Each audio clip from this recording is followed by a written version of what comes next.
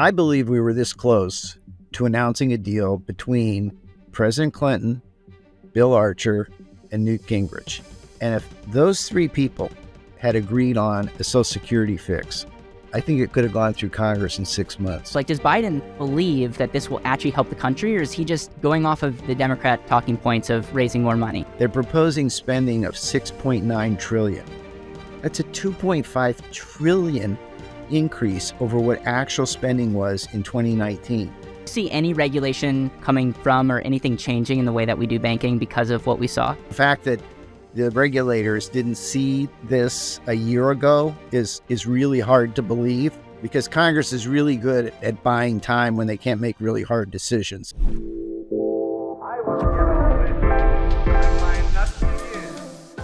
Ken, welcome to the BetterWealth show. Thanks. Happy to be here. It is an absolute honor to have you on. You make taxes fun and exciting. And actually, this is maybe the first time that I'm going to actually read a bio that I wrote for you. Hopefully it's not going to be so far off, but it's such an honor to have you on, and I felt like I would butcher it if I just try to talk. So I actually have this written up. I want to tee this up. You can tell me if I'm exaggerating in any way. And then we're going to dive into everything tax. I've been looking forward to this for a while. So Ken Kies is a tax lawyer in Washington. Besides working in his private practice, Ken has worked with the government twice. First, from 1981 to 1987 on the Ways and Means Committee during the 86 Act. Then you were a chief of staff of the Joint Committee on Taxation, which is primarily the technical staff for Congress for both the House and Senate, which writes tax legislation and revenue estimates on the distributional analysis from 1995 to 1998. You have worked with presidents on both sides of the aisle, and I think it's fair to say that you are one of the most connected, knowledgeable people in Congress as it relates to your influence on taxation. What I love most about you is you make the dry topics very exciting, and you're very funny, and I think you win the award, which the bar set very low, by the way, of being the funniest, having the best personality on Washington as it relates to tax. The other thing that I found research on is you were very influential in getting Section 199A, which allows pass-through business owners to deduct up to 20% of qualified business income, which, by the way, thank you, because I think that's one of the most influential things. I've benefited greatly from that. We can unpack that. I think that has had a tremendous impact. And so with that, how was that for an intro? That was great. Thanks, Caleb. So obviously, we could summarize that by saying you're on both sides of the aisle. Like you work with politicians on both sides of the aisle. You're very much in Washington. What do you see going on? There's a lot of things that I would like to talk about, but I almost want to hand it over to you. What are you seeing right now as we record this podcast about the current events going on in the tax world? So there's a couple different things that are happening at the same time. So we've got this whole debate over raising the debt ceiling, and that may well not get resolved literally till the end of the year. And people might say, well, no, that's not true, because they've got to do it in June or July. But the most obvious thing that may happen, the first shot, is to just buy time, because Congress is really good at buying time when they can't make really hard decisions. So the possibility that the debt ceiling drags all the way into the fall, and who knows, even towards it to the end of the year, is there. So that's kind of sitting there and standing in the way of tax legislation happening, even though there are provisions that expired. And actually, if you've read the tax press in the last couple of weeks, you'll see articles that say, well, there's going to be a tax bill because there has to be a reauthorization of the FAA, which expires at the end of September, and the FAA has ticket taxes. Or there's going to be a tax bill because there's going to be a farm bill, and they're going to want to give tax incentives to farmers because they don't have enough tax incentives already. I mean, it's hard to pay any tax if you're a farmer, just to be clear. Yeah. Or people want to help low-income housing, so we're going to have tax credits for low-income housing. I'm here to tell you all those articles are wrong. And I feel sympathetic to the people that have to write the articles, because they have editors. And the editors say to them, we need stories. And the writers would say, well, there are no stories. And then the editors will say, we'll make up something, and that happens in Washington. And I'm sympathetic to everybody involved. So So we got debt ceiling going on. We've got these expiring provisions, child credit, but not likely to see a lot of activity anytime soon. We've got a couple bank failures, if nobody had noticed. No particular tax issues there, but a lot of nervousness as to whether or not those were one-offs. Silicon Valley Bank, I have to say, was highly amusing to see all those people in Silicon Valley who generally saying to the government, get out of my business, begging to have their deposits fixed and guaranteed. That was worth a laugh. As it turned out, 80% of the deposits at Silicon Valley Bank were above the $250,000 limit, which is pretty unusual. But the whole thing was a train wreck from the get-go. And the fact that the regulators didn't see this a year ago is really hard to believe. But hopefully that and Signature are one-offs. Although I was just on a call about half an hour ago, and one of the people on there was from Switzerland. And in Switzerland, they're very nervous because of the takeover by UBS of Credit Suisse. And there's nervousness in Europe about whether or not there could be other bank problems. And in the last day or so, the French raided a bunch of banks in Paris, accusing them of being doing money laundering. There's a lot of uncertainty out there. And then the other thing is it's what we don't know. There's always something.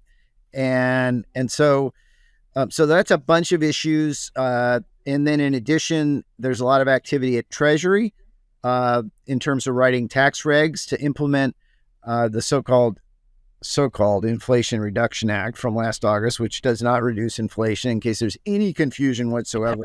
But it does have a huge amount of technical tax provisions that Treasury needs to get guidance out on. And then there's the corporate minimum tax that was also enacted in that legislation that needs regulatory guidance. And there was the stock buyback provision, which also needs regulatory guidance. So Treasury's regulatory plate is really full. And then there's things that we worry about, not in the life insurance industry, in the estate planning sector, as to whether or not Treasury might have under consideration some regulatory activity that would be detrimental, particularly since in the president's budget that went up March 9th, the tax package that's in there, which would raise $5.4 trillion of taxes over 10 years. Some people said it was dead on arrival. That was wrong. It was dead before arrival. Okay, just to be clear. But I will put one little footnote on this. Everybody should be just a little bit nervous that Kevin McCarthy, who's the Speaker of the House, will get into a negotiation with President Biden, and Biden will say, I'm willing to give you spending cuts that you want. And by the way, his Democrats will go crazy if he says that, but he might say it anyway. But Biden might say, but only if you put up the same number of tax increases. And that's something we can't just pretend doesn't have any possible legs. So it's one reason to be ever vigilant. Because just when you take your eye off the ball is when the ball hits you in the head. So that's just a little bit of what's going on here.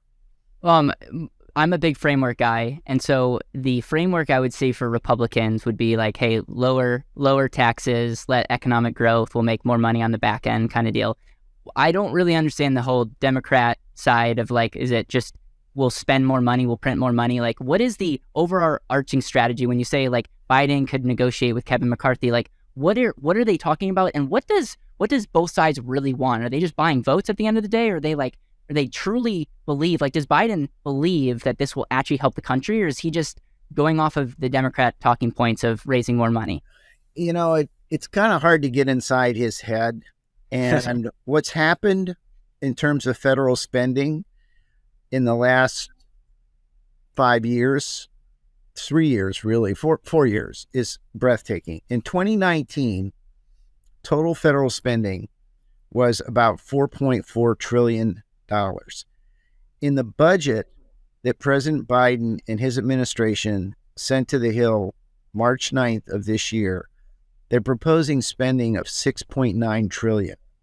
That's a 2.5 trillion increase over what actual spending was in 2019.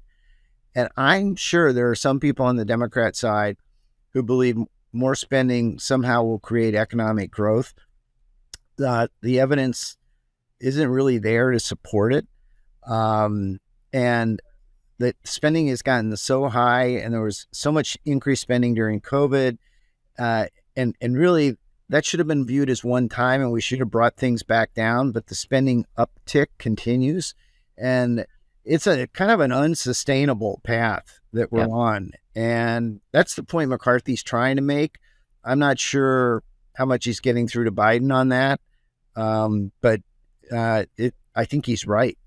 Yeah, and there's so many talking points. I want to first talk about the Fed. You have Janet Yellen, who doesn't spark a ton of confidence when she opens up her mouth. Personally, as I'll just speak for myself personally, she's talking about the banks. Number one, there's a clip that went pretty viral on Twitter, and she pretty much said, without saying, like, hey, if you're a big bank, we'll bail you out. If you're a small community bank, if it doesn't affect the economy. It's very interesting. There's a lot of conspiracy theories that might not be conspiracy theories about what they're trying to do there, or if it's just incompetence. But she has a ton of power about printing money. Where does the Fed play in this? And if you like, where are they responsible? And where do you see, like, there's got to be something that hits the fan. We're continuing to raise interest rates. It's a very bizarre time. Are we heading into recession? Are we in a recession? Like, I guess I just don't understand what's going on right now. And I'm wondering your take on just everything currently.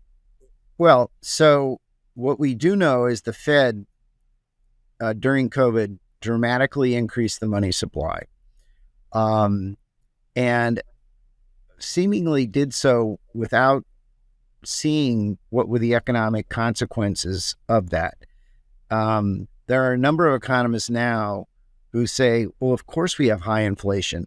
We printed money, and when you print a lot of money, you have a lot of money chasing a limited pool of goods. And if more money is chasing the pool of goods, then it's going to drive up the price of goods. I mean, that's like economics 101. And the fact that people in the administration sort of said we didn't see the inflation coming is just hard to believe. So that's part of what drove inflation is that. But it's sort of undeniable that energy costs are a huge part of what people buy on a yearly basis to heat their homes, to drive their cars, etc. Some of the first things that the Biden administration did when they came into office was said no to the Keystone Pipeline. They stopped drilling permits. They claim they didn't, but the evidence is they did. We went from being energy dependent, which was really amazing. We were actually energy dependent or energy independent under Trump. And essentially, the Biden administration gave that away in the course of about 6 to 8 months. And what was the consequence? We saw gas prices go crazy. But it's not just gas prices. Heating oil prices, particularly in the Northeast, were just astonishingly high this past winter. So the fact that people didn't see inflation headed our way and that the consequences of it were going to be very serious, and the only tool that the administration seems to have to get inflation down, the Fed has, is to raise interest rates. And the fact that people at Silicon Valley Bank did not see what a risky situation they were in when such a high percentage of their assets were invested in fixed rate treasury bonds, that as interest rates rose, the value of those investments were going to fall. I mean, it's basic economics. And the fact that that wasn't obvious is just breathtaking, that was the case. Where are you seeing the future go? Like, what if you're an investor, if you want to make a profit, if you want to be secure with your money? I think people like saw these banks. There's a lot of fear. you look at insurance companies. Is this going to affect insurance companies? And then you just take a step back, like where and you're not giving in financial advice, you're not giving tax advice, but like what should people be looking towards if they want to make sure they can, be a good steward with their money? So just let's take life insurance as an example. The thing they should be watching very closely is what's the rating of the insurance companies that they've purchased life insurance from. I mean, the good news here is a lot of this is very transparent information, but people should also be taking a look to make sure that the life insurance company where they have an annuity or a whole life policy or whatever isn't in the kind of circumstance that Silicon Valley Bank found itself in, with these fixed rate investments that were destined to fall in value as interest rates rose. Right. Now, fortunately, much of the nature of life insurance products is that they tend to be long term, and so they have the ability to weather changing interest rate environment. And as you know, the life insurance industry struggled when interest rates were as low as they were. But something that happened in Silicon Valley Bank is important to focus on because it could be a seed change in terms of the new world we're in. And I'll just give you two contrasts. When the bank failed in 2008, Washington Mutual. It failed in September of 2008. Before the run on the bank started, it had a total deposits of around $200 billion. In the case of, I think, 17 days, 12 or 15 billion was withdrawn. In the case of Silicon Valley Bank, on the morning of March 9th, it had about 200 billion of deposits. And in the case of 10 hours, 42 billion was either withdrawn or attempted to be withdrawn. Why? Because of this. Yep. Everybody can now do banking on their phone. And so the velocity, the lesson to take away from the Silicon Valley Bank situation is we've entered potentially a new era where the velocity of change is beyond basically anybody's comprehension from 10 years ago. And the contrast between Washington Mutual and what happened to Silicon Valley Bank as fast as it happened is really a good illustration of that. Do you see the reserve requirements changing? Because really fractional reserve lending allows, like, banks can't have all their money because they wouldn't be able to turn a profit. Do you see that changing at all? Like, do you see any regulation coming from or anything changing in the way that we do banking because of what we saw? Okay, so there's a lesson here, which will be part of my general answer. One of the scary things about Congress is that whenever anything happens, they believe they're the solution. Okay, price of blueberries go up, Congress should get involved. Silicon Valley Bank files, maybe we need to pass legislation. Now, here's the good news. As best I can read it, there's not a bipartisan consensus about what legislation to pass in response to Silicon Valley Bank, although there is a lot of controversy over the fact that Yellen and essentially Powell decided to cover 100% of the depositors. And there's concern about whether it was politically motivated. I have no idea. But the one thing you do have to worry about is Congress thinks they have a solution to every problem. So people are fighting on airplanes, right? There's legislation right now to do something to unruly passengers. Don't we have a bunch of laws that already say you can't do that? So you have to worry. Is a governmental response to everything that happens in society really the right approach? And I would argue, in many cases, not. And in this case, I think maybe the right approach is to re-examine whether the regulators were doing their job.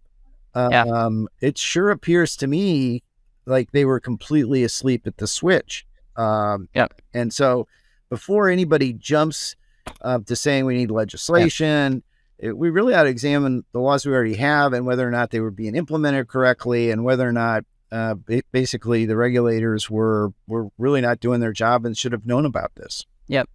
I want to dive into a couple other talking points, but before that, what is your thoughts on cryptocurrency? And there's been some people that say that the U.S. government is going to kind of create their own coin and whatnot. Is that just the far, like, is that a conspiracy theorist, or are they having conversations about that? And then the other thing, I think there's news just today. You look at China and Russia, and it's like, are we at risk to losing the, dollar being the currency of the world kind of deal? Like, what are your thoughts on those two things? So, a couple thoughts. I don't think we're at risk of being the currency of the world. The one thing that people should have learned about China is they're not very transparent. Yeah. As a matter of fact, they may not be transparent at all. And does anybody really want to have the currency that controls worldwide transactions be from a country that has no transparency in terms of what they're doing? And we've seen that where they wouldn't let the big four auditors in. I personally, and this is not investment advice, I'm just sharing some knowledge or some facts. I personally would not invest in any Chinese company because I wouldn't feel like I was confident in whatever financial results I was being told had occurred. So I don't really worry about that possibility in terms of something happening. What was the other part of your question? Cryptocurrency. Cryptocurrency. Yeah. How could I forget that? Okay, so I have a rule about investing. I don't invest in something I cannot understand. And I never, and I actually tried to learn about cryptocurrency, and I came to the conclusion that it really was almost like a Ponzi scheme. And I'm not saying anything about the people that created it. I do know it took an enormous amount of electricity to actually generate the coins.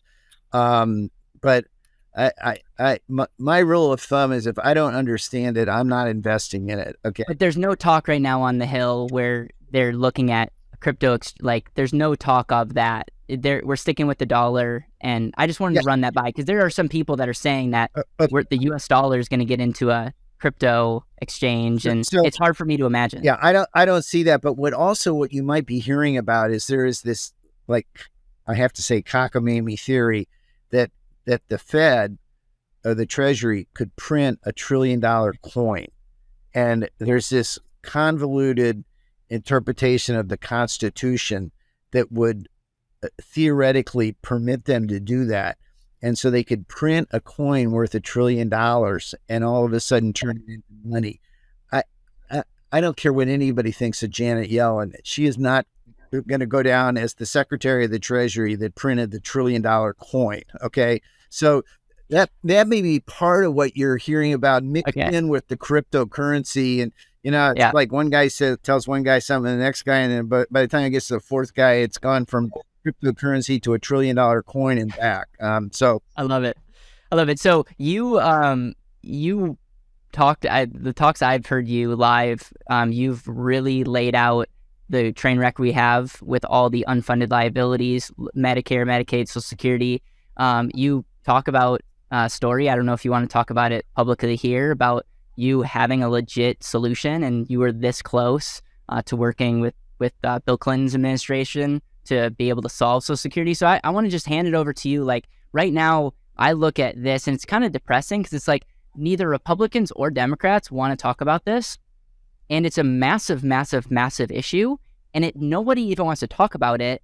And so my question number one is, give us a little backstory and context, and it'd be fun to hear your story. And number two is, legitimately, what is going to happen? Because we can't afford for something to get bankrupt. Like, there would be blood on the street. So how is that going to actually translate? And how, as investors and people that want to be good stewards of their money, how can we take something that's like actually a train wreck ready to happen and be best positioned? So let me first talk about what you alluded to, which was an effort to try and fix Social Security all the way back in 1998. And one of the key things to understand about Social Security in terms of solutions is it's all about the time value of money. Um, that's not true of the Medicare problems, because in the case of Medicare, it's very difficult to predict where healthcare costs are going.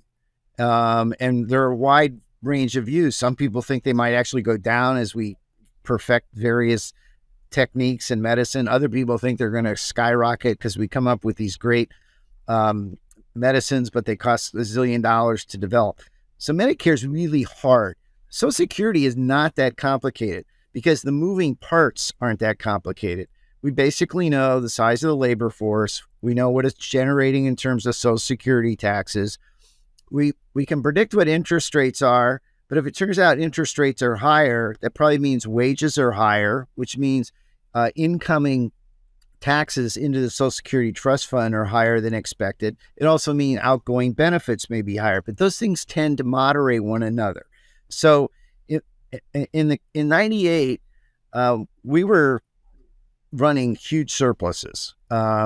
People really can't even believe that what I'm about to say is true, but on January 2001, the 10-year projected surplus of the federal government was $5.6 trillion. The 10-year projected surplus.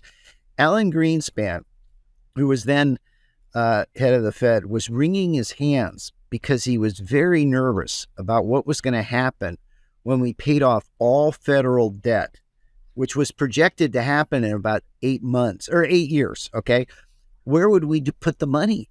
Because Greenspan was very opposed to having the federal government invested in the private equity markets for reasons that are probably obvious. If the federal government's invested, they're going to start telling them how to do their job, et cetera, et cetera. Well, let me just say we solved Alan Greenspan's problem because we had 9/11. We blew through a lot of money. But back in '98, we were looking at surpluses for as far as the eye could see.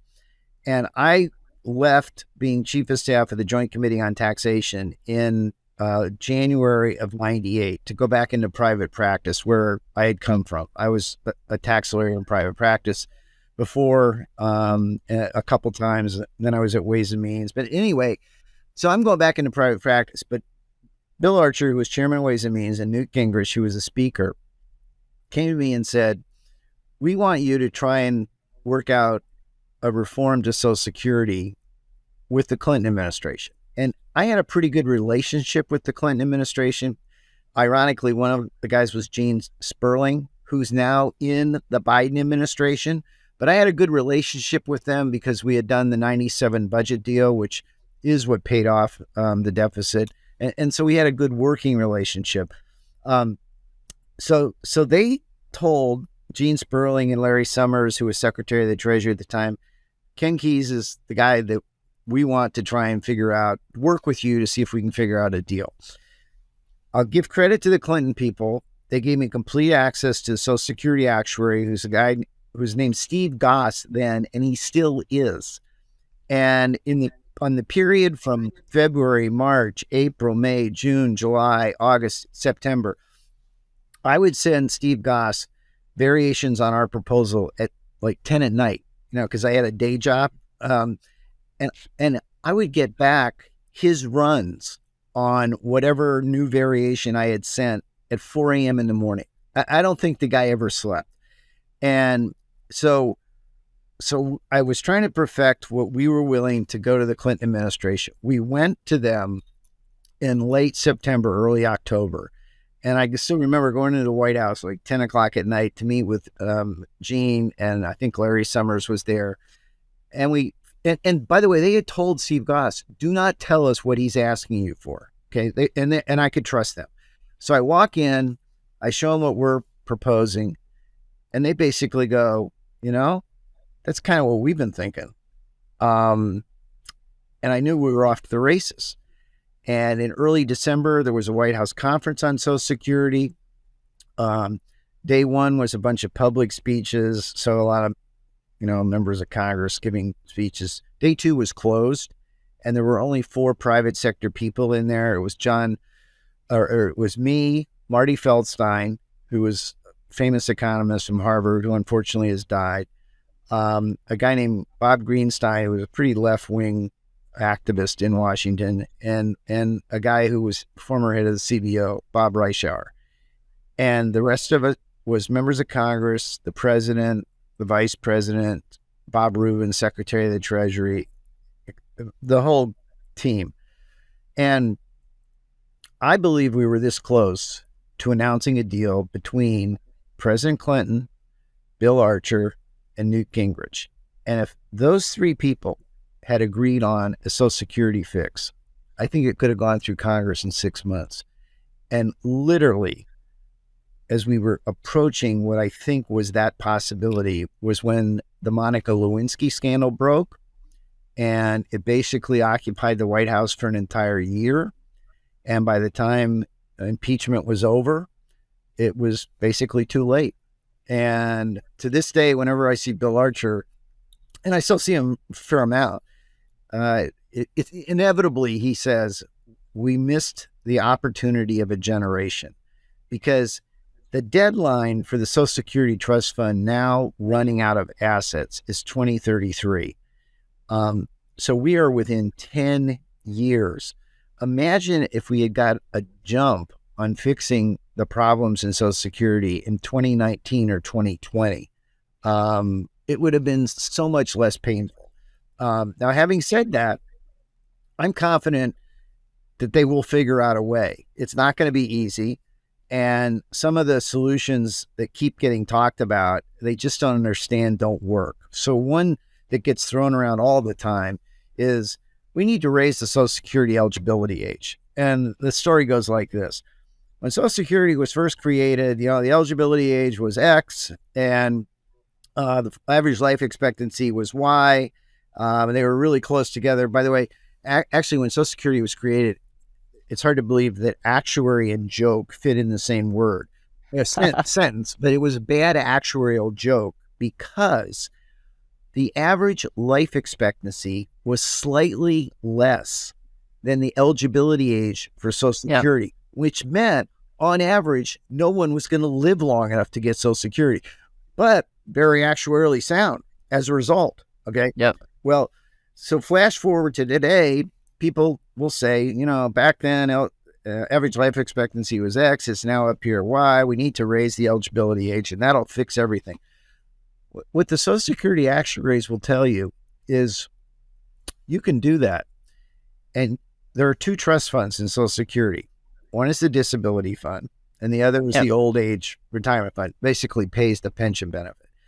If you do what I just described, you will save money in the pension fund because people have to wait longer to get their Social Security benefits. But the actuaries, at least back in 98, and I don't think it's changed, will tell you you'll lose all that money because the disability fund will experience a much greater demand. Because the reality is that there are people, in their 60s, late 60s, they just can't keep working. I mean, particularly blue collar workers, but also white collar workers. It's this notion that there's these easy solutions to fixing Social Security is just plain wrong.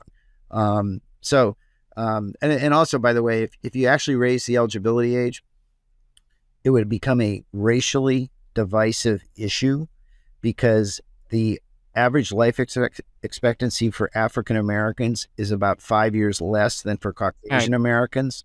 So if you were actually raising the eligibility age, it would disproportionately fall on African Americans. And that's a non-starter. Are you able to disclose what the actual solution was in 1998 that you guys were this close, or is it? And can we apply some of the principles back then to today, or did we just miss the mark altogether? Okay, so I can describe part of it. It was actually elegant. It was quite elegantly simple, but the principle was take resources the federal government has and channel them into investments in the equity markets. And what the Social Security actuaries will tell you is if you look back over 50, 75 years, that they tend to look in 75-year periods, that the real rate of return on a mix of investments of 60% corporate stock and 40% high grade corporate equity or debt is about 5.3%. Over 75 years, the cost of the federal government borrowing money in real terms is about 3%. So imagine that you're able to take trillions of dollars that cost you 3% and over a sustained long-term period get a return of 5.3. I mean, it's mind-blowing. And without getting into all the details of how we were going to move money, it was basically set up private accounts for every Social Security beneficiary, put money in there. They would get to choose how they invested it, but they could only choose from a mutual fund that would replicate this 60-40 mix.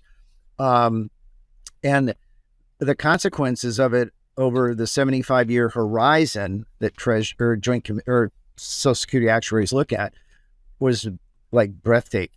But here's the problem. It meant dipping into federal resources for some time period before you would start to see the return on what you were doing. And the return would come when somebody reached Social Security eligibility age and part of their benefit would be paid from these amounts that had been put aside. So that would not have to come from the Social Security Trust Fund. But the turn in terms of that investment paying off was like 20, 25 years.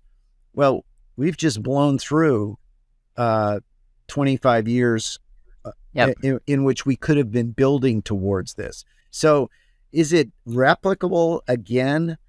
I'm not sure. And I would have to get back involved and do again what I did in 98 to get to the bottom of that. So do you have an idea of what's going to happen though? Where are they just going to extend? Because I've heard you on other interviews where you're just like, we can't just continue to print. Like there gets to a point where you can't continue to bail yourself out. Yes. But it's hard for me to imagine because that's what we always do. So let me give you two answers. One's not so great. Okay. The last time the Social Security system was reformed was in 1983. I was on the Ways and Means staff at the time.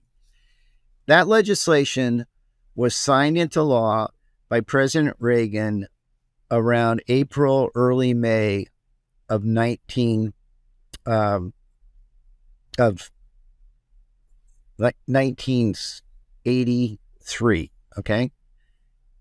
Why? Because the checks weren't going to go out in June. That's how close we came to hitting the wall. So that is not reassuring. Okay. People are starting to talk about Social Security, although unfortunately it's in very political tones. And the only way you fix something like Social Security is in a bipartisan effort. So I'm not real hopeful that we're going to see something very constructive, probably until the next administration, or at least till 2025. And we don't have a lot of time left. Well, that's you said this very cleanly. It's like Social Security, there's only a couple moving pieces. It's time value of money, and we're running out of time. I don't know if we don't really have the time to invest a lot of money over here. So I'm genuinely curious to being what's going to happen. But you and I both know that they'll do something because you're not going to be the president that doesn't set that's a no start. So what's going to happen? Are they just going to rob from another pension fund or like? So just to confirm what happens if they don't do something, when we hit 2033, we have this Social Security Trust Fund, and I wouldn't want your viewers to know this, but there's nothing of value in it, but we pretend there is. Because it's like the FDIC insurance, Well, it's maybe even worse, because the way it works is when incoming Social Security taxes are greater than outgoing benefits, so you have a surplus. The way the Social Security system works is that surplus is, quote, invested in treasury bills, but they're non-negotiable, non-redeemable. So in other words, they have no value.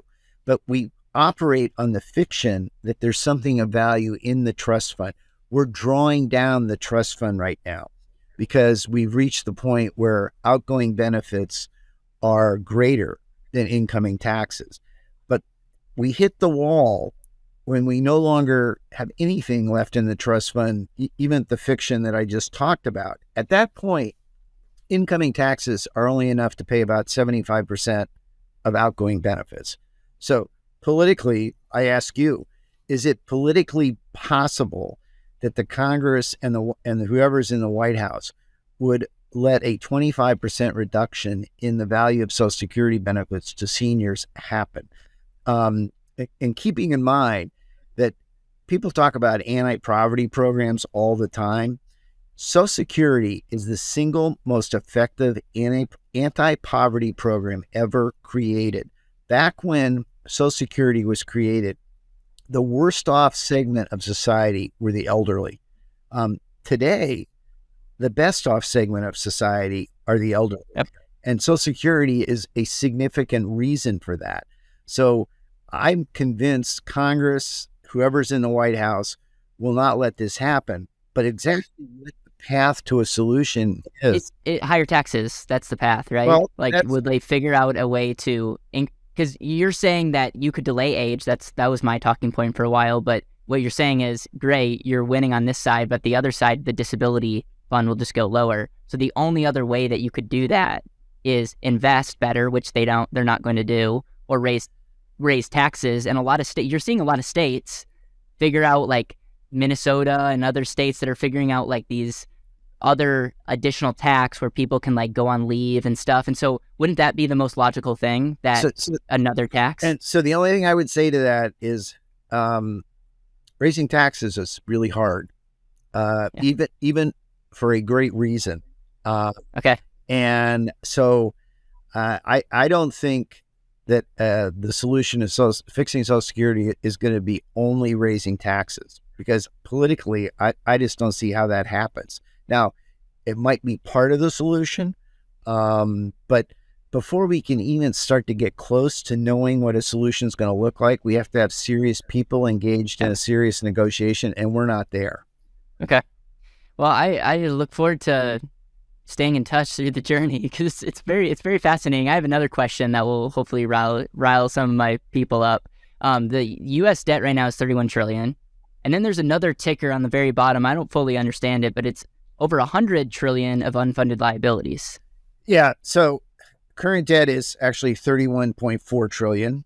The unfunded liabilities, and if you want to go get a real decent fix on this, I believe it's the Congressional Budget Office recently put out a piece that quantifies all of the unfunded liabilities that the federal government has in the form of things like guaranteeing student loans, bank insurance.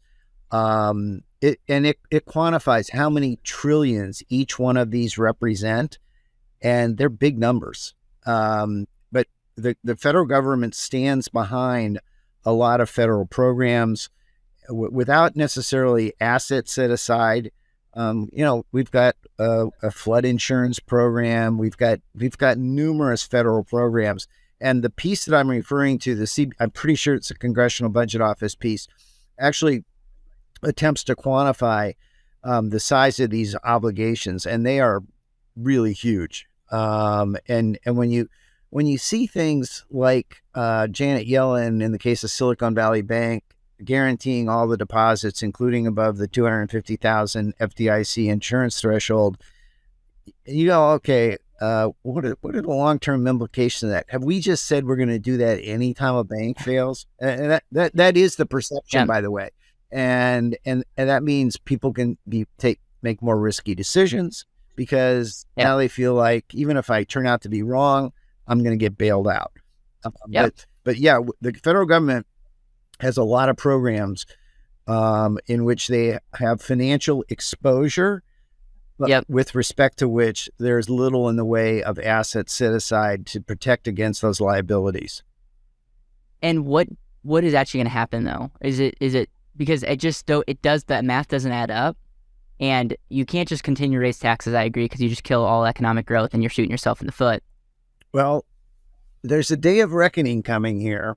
And I come back to the numbers I shared earlier in the program.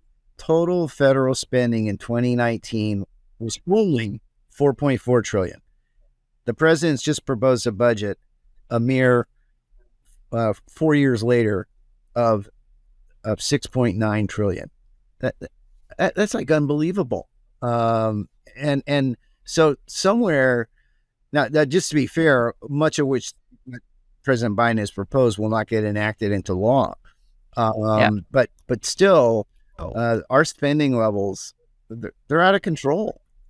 Is there a gold? Is there other currencies? Is there like, I'm genuinely like, because one of the things that we teach is, okay, life insurance we max fund life insurance as like a foundational asset. It's not an investment. And then a lot of our people in the community use their life insurance, not just for estate planning, but also like they borrow against some of the cash value to reinvest in things. And I always say this, it's cliche, but value creation is one of the greatest hedges against inflation, because regardless if we're using seashells or roses or Bitcoin or cash, like money will flow to value.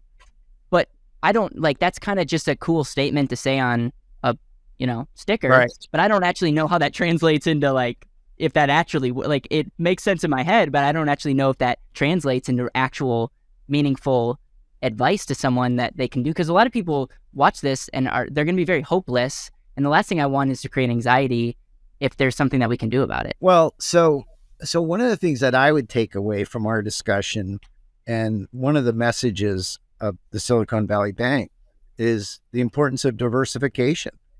Yeah. Because Silicon Valley Bank is a classic example of a lack of diversification created this like bomb that was inevitably going to go off as interest rates rose, which they were inevitably going to do. Yep. So everybody should, in my view, should take a look at their investment portfolio. Where do they have assets invested? Clearly, life insurance should be a significant part of that. But it's very important to make sure people have actually adequately diversified, so you don't have a Silicon Valley Bank experience. So my own view is people should be invested in real estate. They should be invested in debt. They should be invested in life insurance products. That they should have a sort of a wide range so that they're not overexposed on any one issue. What is your thoughts about tax diversification of like deferring, postponing? It's sometimes it's like, we're postponing. We're equity partners with the U.S. government, who's not necessarily doing a great job. Is that a selling point to sell insurance products, or is that legit? Or would you say not just diversify in different asset classes, but diversify in deferral, tax-free, like Roth IRAs? Like, what is your thoughts? And again, not tax advice, not investment advice, just overall, should we be deferring and postponing for the hope that income tax are going to go lower? So, generally speaking, I think deferring the payment of income taxes is generally a good thing, because of the time value of money. The dynamic between making a Roth election versus leaving it in a conventional IRA/401k partly depends on where do you think tax rates are going. More importantly, where are your tax rates going to be? Right. When you would otherwise take those assets out under mandatory distribution rules. And you know what?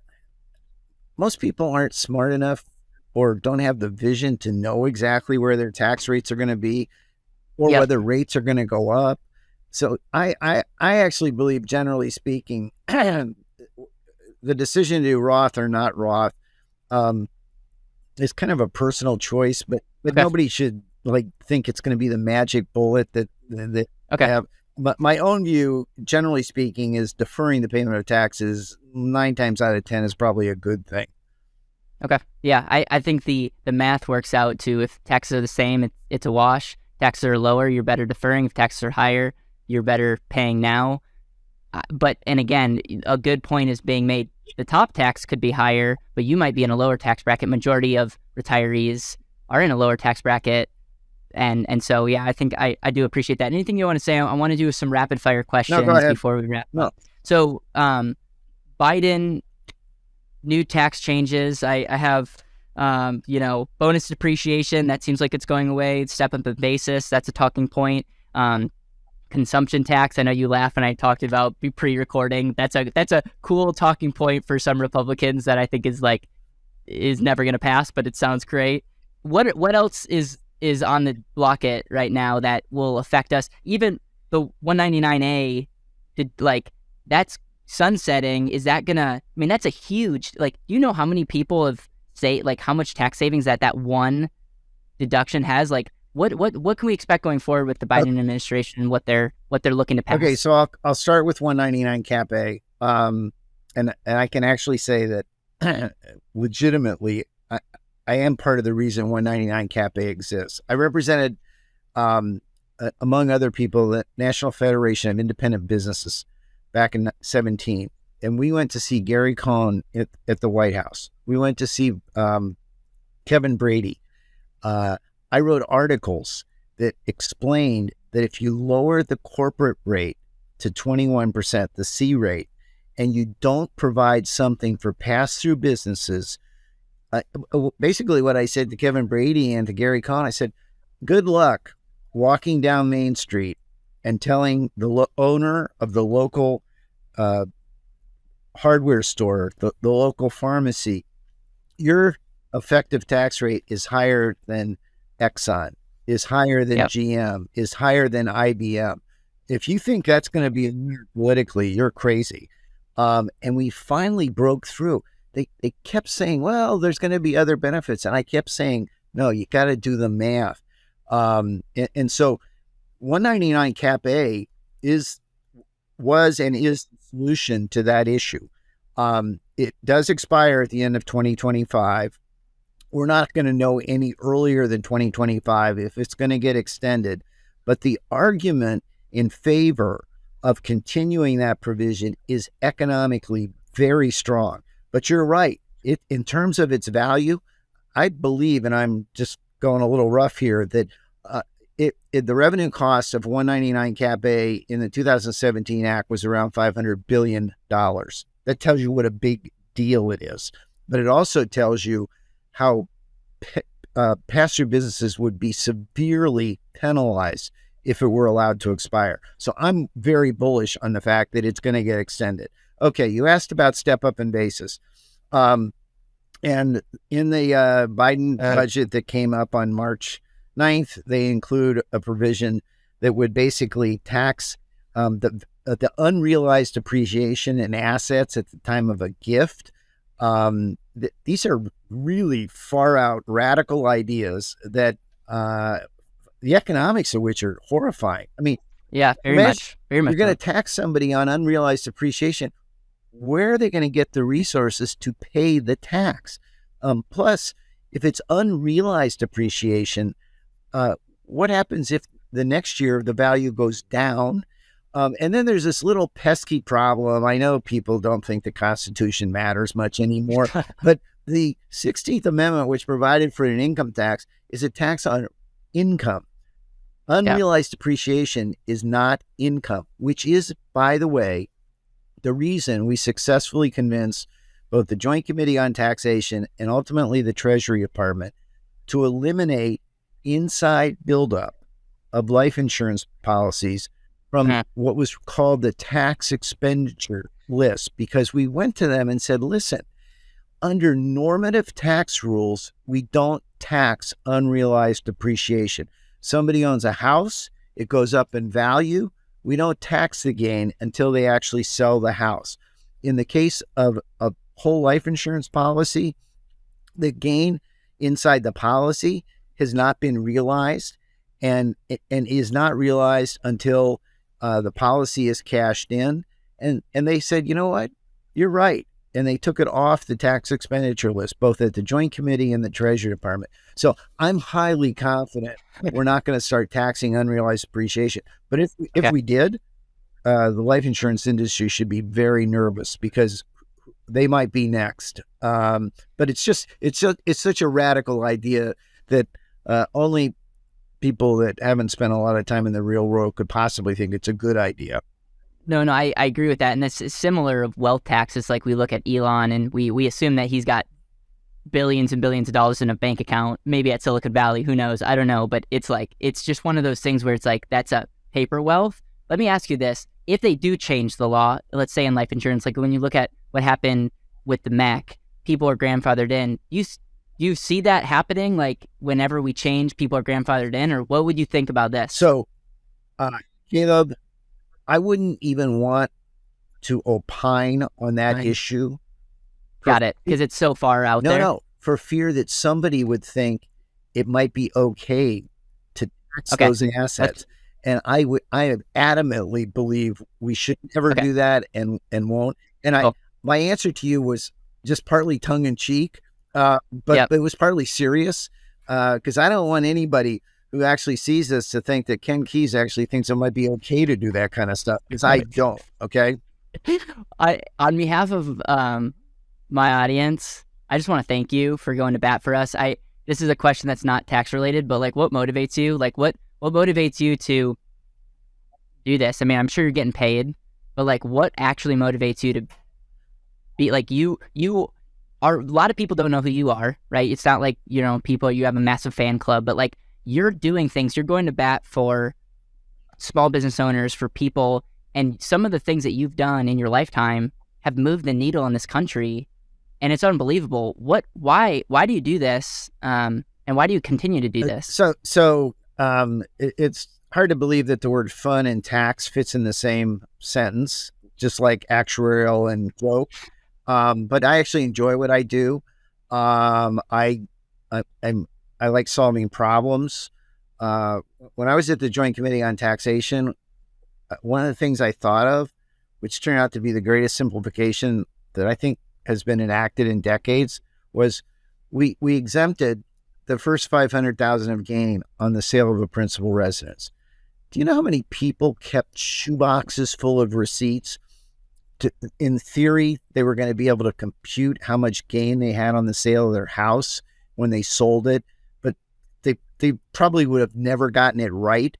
And by exempting the first $500,000 of gain, we brought a simplification to millions of people. And frankly, one of the things I wondered at the time is, why didn't anybody think of this before?